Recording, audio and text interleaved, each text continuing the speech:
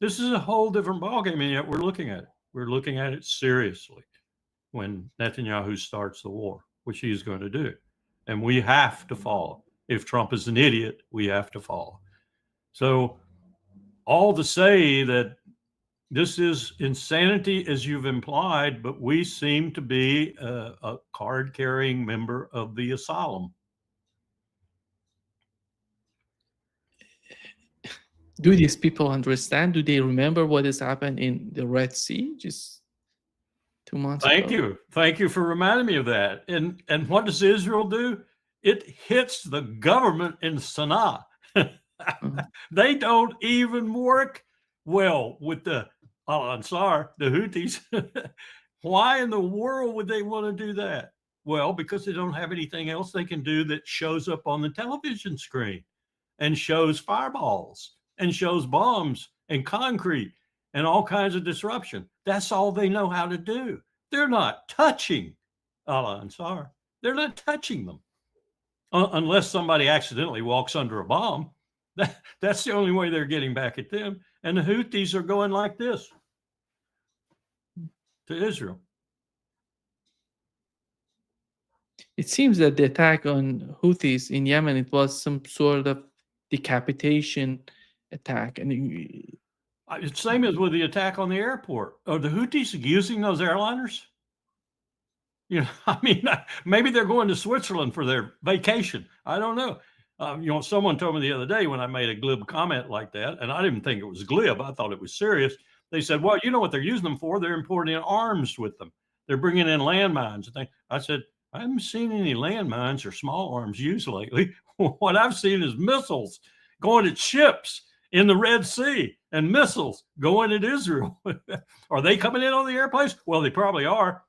Does anybody really know that? Or are you listening to those lying sacks of proverbial horse crap called CIA, Mossad, and MI6? Do you actually know that? Do you know those airplanes are bringing in missiles? I think the Houthis have a pretty good supply. Thank you very much. Kind of like Iran. I think these people are the same, those people who argued that they can trap Russia in Ukraine. They couldn't do it. Yep. And same people. Same even people. With the Israeli attack on Iran. Yeah. They wanted to do regime change overnight, and they couldn't achieve that. I don't know what's the logic behind this sort of. I don't know. Do you think that Donald Trump would be somehow? Can they convince him to go in that direction? It's unbelievable. I think back to your where you started. I think Trump was told by the intelligence triumvirate, Mossad, MI6, and the CIA, led by Mossad probably, but MI6 was heavy in there. You have to look at the fingerprints on all of this. British fingerprints are all over it. The way the British live their imperial dreams these days is through the United States. So British fingerprints are over all this false intelligence and this half-truth intelligence. So what you're looking at here is a combination of lies and false intelligence coupled with a very resilient and active situation with regard to the Houthis, a resolute enemy, if you will. And with regard to your question about Iran, I think they convinced Trump, not that the bombs were going to do it.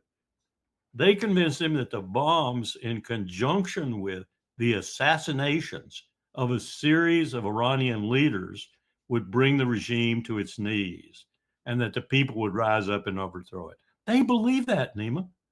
This isn't a lie that they're telling to Trump. They believe it. Netanyahu believed it. Netanyahu thought his remarks to the Iranian people about rise up now and overthrow this theocratic bunch of thugs was water off a duck's back. It just didn't work. They don't know what to do now except double down, triple down, because they don't know what to do. And they're going to really be surprised when they try to verify. They never have achieved it, Nima. I'm telling you, they have never achieved air supremacy over Iran. They've achieved the ability to toss missiles from borders into Iran, but they have never achieved the ability to fly over Iran unimpeded. They're going to try it this time, I think, and they're going to get shot down. and we're going to have a lot of Israeli pilots being paraded through the streets of Tehran. I mean, it's inevitable, and maybe some U.S. pilots too.